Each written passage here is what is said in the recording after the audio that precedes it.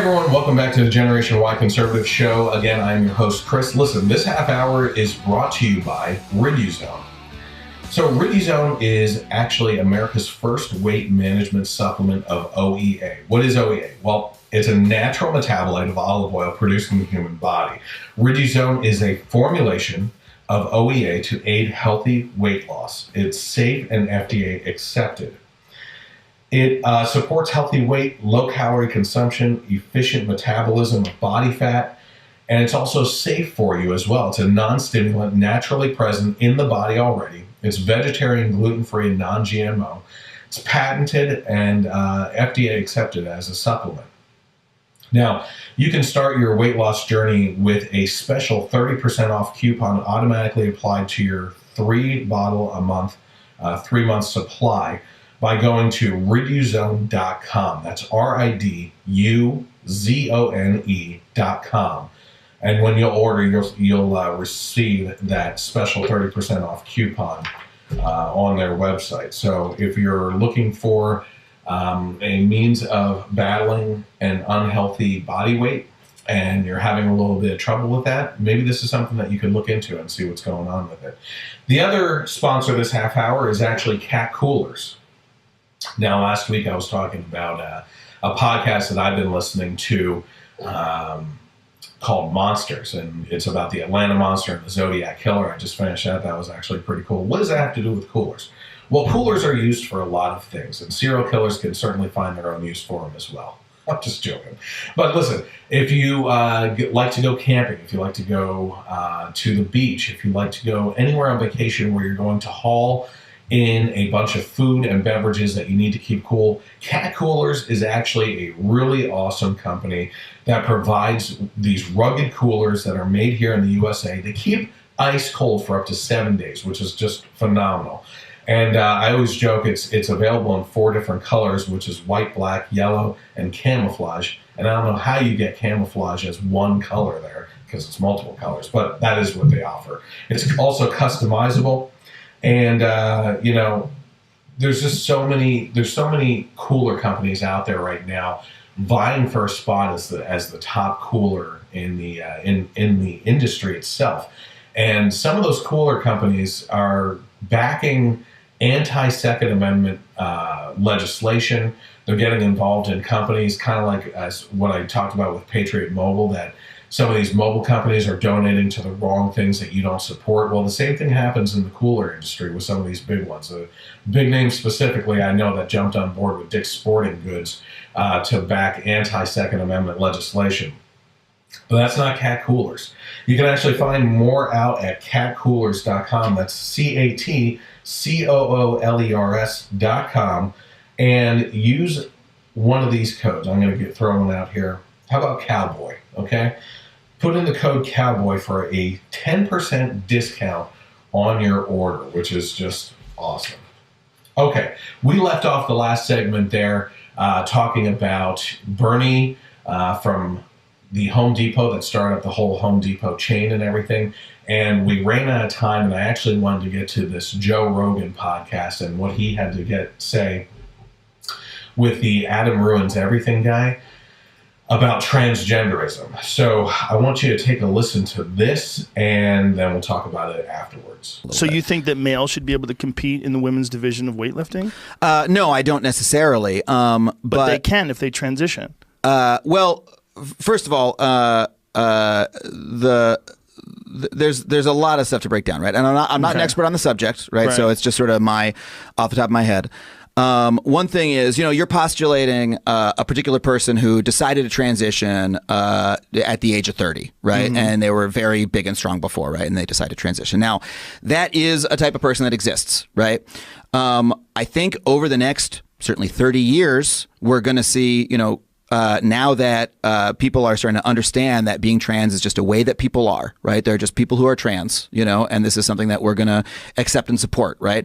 You're seeing folks transition much, much earlier age, but then and so if someone is transitioning from the age of 7 years old, right, and working with those hormones, from that age, right, they're not going to have their body situation is going to be very different than the one that you postulated, right. I also know from my trans friends that the effects that the hormones have on your body are really profound, really, really profound. We're not to a surprising degree, right? And so, I have, look, if the question is how does a person who starts taking hormones at a particular age, right? How does their body change, and how does that affect vis-a-vis athletic performance?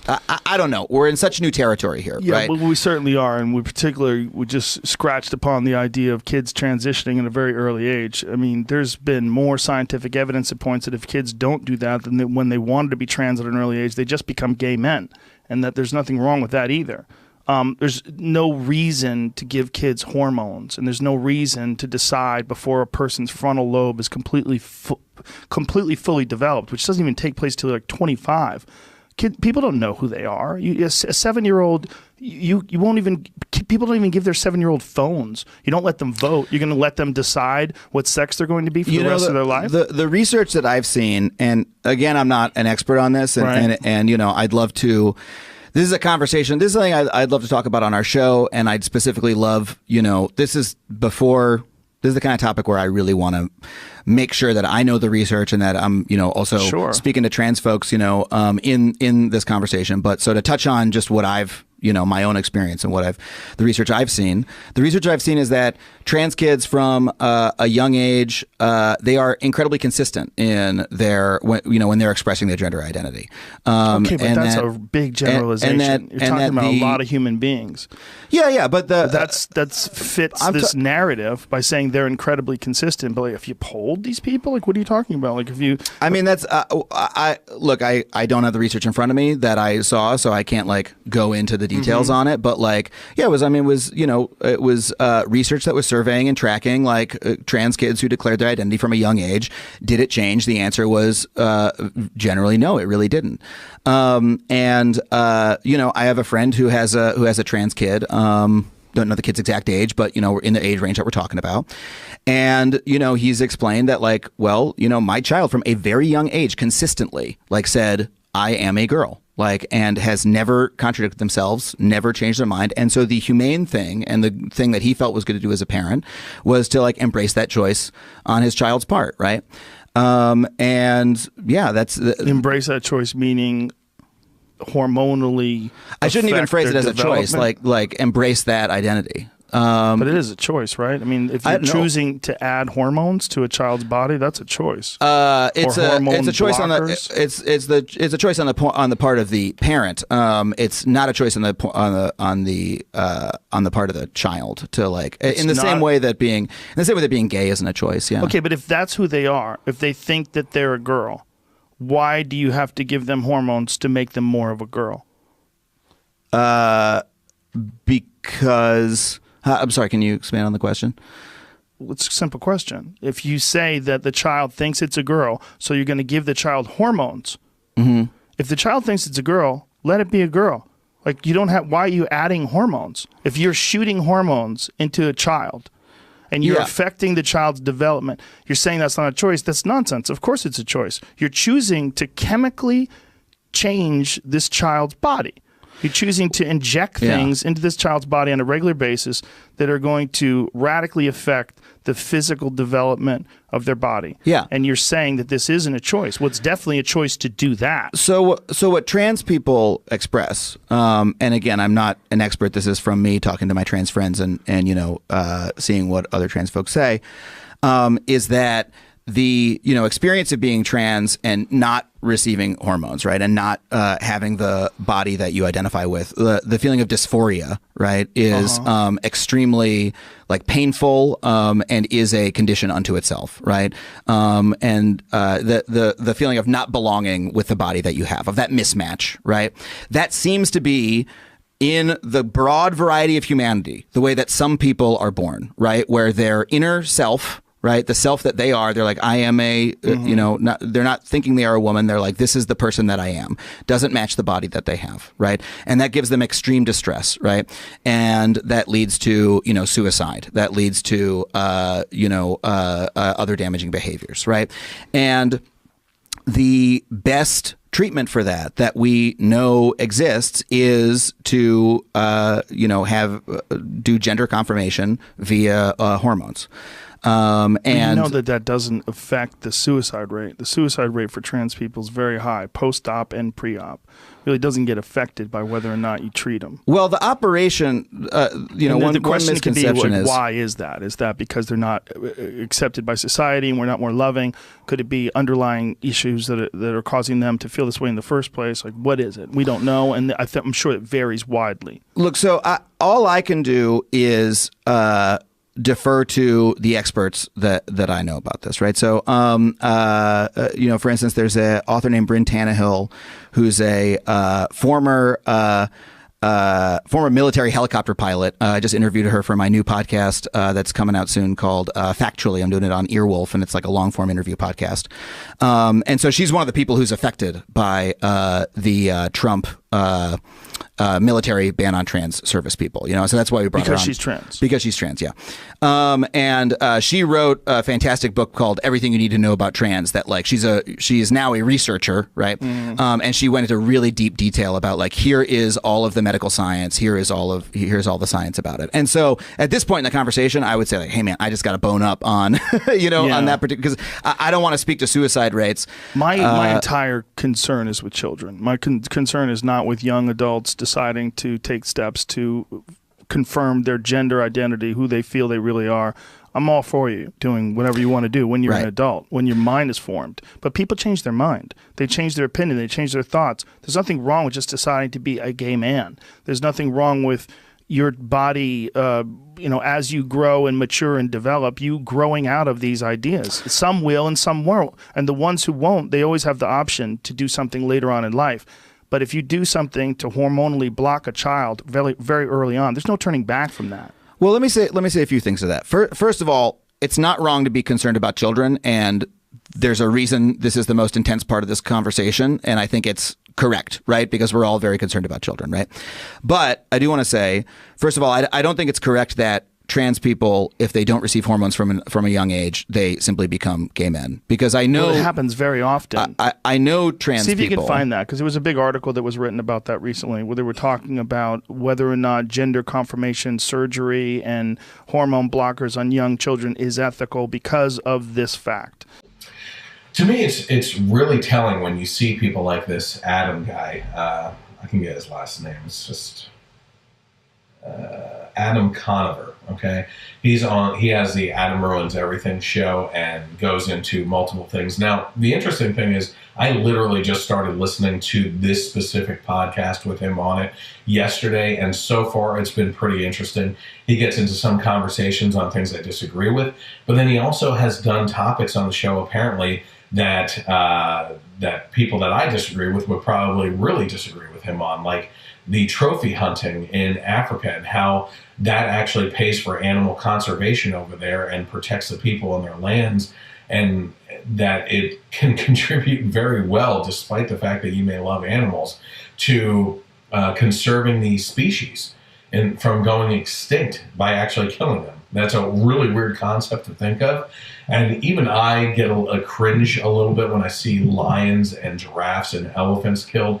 But sometimes there's a theory behind that. Sometimes the money itself in these desolate regions of Africa where the people are starving and being terrorized by some of the wild animals, that the hunting fee, which can be upwards of $500,000 for some of these for some of these animals, will sometimes be donated directly to the animal wildlife conservation, the villages and tribes right around that area to help them out financially to increase their just their way of living with water access and everything. They also typically take the meat from those game that they've hunted and use every part of it to eat it and everything else for the village as well. It's just a really interesting thing. I haven't gotten to this portion of the podcast yet where they're talking about the transgenders in sports and everything,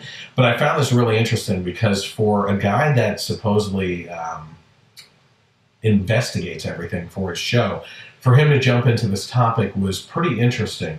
But we've also seen this on Joe Rogan's part before in regards to kind of attacking someone that's not exactly knowledgeable in all areas of that certain topic and badgering them into submission on trying to figure out what their position is with very little research behind their responses and them trying to back out of it, saying that they don't know much about the topic, but that he keeps on pushing them into it. For instance, we had Candace Owens on global warming.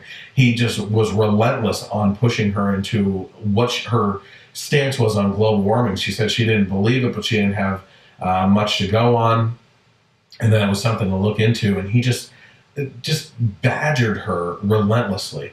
He specifically worded his question to Steven Crowder: if there was one topic that you could care less about, what would it be? And he's like, I don't know, probably legalizing marijuana. Well, why wouldn't you want to legalize marijuana? And then just badgering him into not knowing the facts and what's wrong with legalizing marijuana. And Steven Crowder's like, listen, dude, I'm telling you right now, I just don't care about the topic. And you're asking me to care about the topic. I don't have enough information at my disposal that I've really looked into, and I don't really want to talk about it. But he kept on needling him, trying to get him to answer the questions on global warming, and it didn't make any sense. Now, throughout this little interview portion right here with Adam, you could clearly see that Adam, with his uhs and ums, just stuttering them, is clearly not knowledgeable on this subject matter completely, okay? He obviously needs to do a lot more research. He's certainly taking some ideas from his transgender friends on how they think about how the topic should be approached on different things. But certainly that's a very personal thing. It's a very emotional angle to this topic, and not a factual angle necessarily. You know, I could argue for something that I'm passionate about, but if the facts don't line up with me, it doesn't matter if I'm passionate about it or not. In this case right here, what we have is Joe Rogan talking about transgender males competing in female sports. And you could talk all you want about how hormones, women hormones being implemented into a male body may diminish their physical athletic abilities with the drastic changes that happen. And that may be the case for a lot of these individuals. But statistically speaking, what we've been seeing over the past 2 years is former males dominating week after week in female sports, okay? So even with the female hormones diminishing the athletic ability of males, they're still breaking records. And it's asinine to think that you have women that train their whole lives for a specific sport and pour everything they have into it to be the top of their field, and barring any other circumstances would be dominating their sport as a natural-born woman, only to have someone that transitioned within the past couple of years, even as recently as a couple of months, come into the sport and annihilate them with just leaving them in the dust when it comes to these things. And sometimes not only leaving the women in the dust, but leaving them broken, literally. You have this MMA fighter, Falcon, I believe was her name, that just dominated in MMA so bad that she was breaking the skulls of the women that she was fighting against. Like, that's literally life-threatening when you get to that point. You have weightlifting where they're doing that. You have running events where there was one recent running event where 2 transgender females beat out the rest of the females. That just goes to show you, statistically speaking, in that one event, that the 2 transgender females actually dominated that sport over everyone else. And this happens all over the place. And I've said this in the past, when you have them winning at all the sports, okay, for women, and you have Caitlyn Jenner at one point winning Woman of the Year, at what point do we stop and say, obviously men can do women better than women can do women as well? which is also exactly what's pissing off feminists across the country too, which is that they don't believe that these are natural-born women and that they can identify with the same problems that women have on their daily struggle or throughout life, and physical things that women have to deal with, or the threats that women have to deal with, that these aren't things that transgender females typically have to deal with throughout their life, and they don't know the struggle, I guess you could say, of your everyday woman. You also have a backlash from the LGBT community, where the LGBT community is saying that their base of people that make up that acronym are all fitting within that because of their sexual orientation, whereas a transgender person is a gender specification that doesn't exactly fit into that mold. So it shouldn't even be an acronym letter within the LGBT acronym itself, which is also fascinating. But even more so than that, we get into this conversation between Joe Rogan and Adam here on the absolute insanity of giving hormones to young children as young as 6 and 7, sometimes younger than that, where you're altering the physical and mental progression and puberty of adolescents that still have growing to do, and that you are stunting the growth of their mental capacity through the brain growth and their physical. And sometimes when you have these individuals who identify as one gender and then don't transition, sometimes find that they were just confused in their adolescence and grow out of that phase, or they grow up to be a gay or lesbian individual, which Joe Rogan said here is okay as well. But to put that physical stress on your body at such a young age, when doctors don't even have the research behind it to actually look and see if this is something that will just absolutely demolish the future growth and mental capacity of these individuals. There's just not enough research to be putting behind doing these transition surgeries and hormonal injections at such a young age. And we're trying to do this stuff at lightning speed. In the meantime, therapists aren't even allowed to ask deeper questions about depression and past family interactions and what their past involves as far as abuse or as I said, depression or any other symptoms. When you go to a therapist now, a therapist has to, if a person identifies as the opposite gender, entertain that option and help them along with their transition. They're not allowed to dive deeper into what is making them feel that way. As one of I forget what her name was, Dr. Kim, I believe it was, who showed up on Glenn Beck's podcast as well as I believe Joe Rogan's podcast, that this is a very dangerous time we're living in when they're trying to advance this agenda as fast as possible, as lightning fast, for the transgender community to make them feel comfortable, because suicide rates are so high. But as Joe Rogan pointed out here, suicide rates are high whether they go through the transition surgery or not. And that it has a lot more to do with deeper issues probably that we're just not able to discuss, or that society is unwilling to discuss. And it gets to be pretty out there. I don't know. It's a very dangerous thing that we're doing.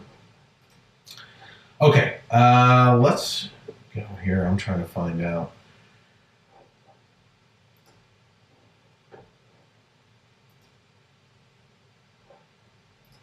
Okay, while we're talking about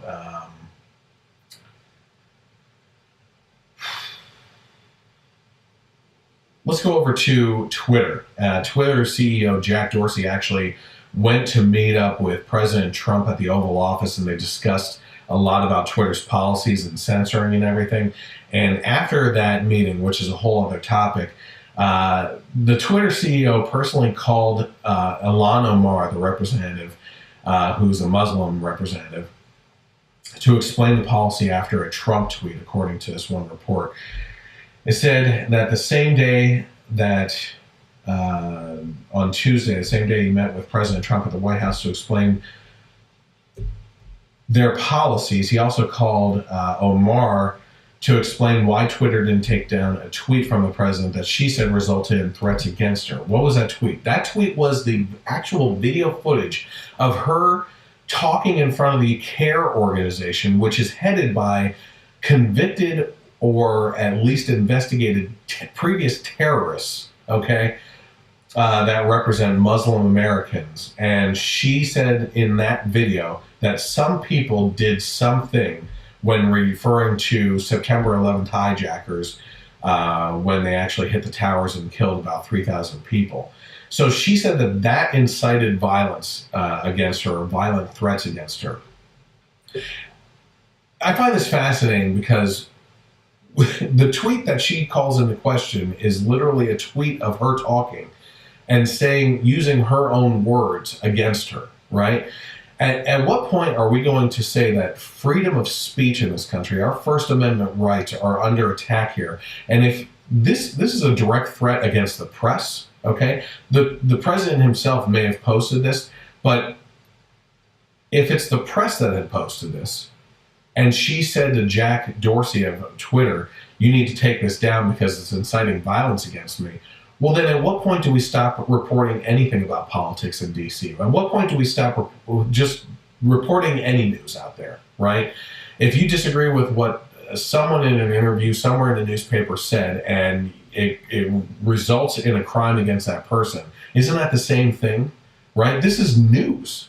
What she said is news. We are supposed to find out what our representatives actually feel about how they approach our policies and everything. And if we have a representative as dangerous as Ilhan Omar and her anti-Semitic remarks over and over again lately, as well as saying that 9/11 was something that happened by some people that did something, right?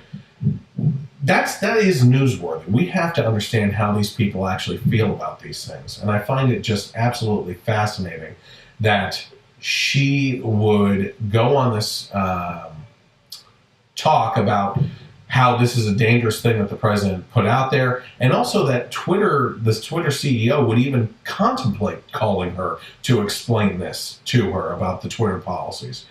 It boggles my mind sometimes.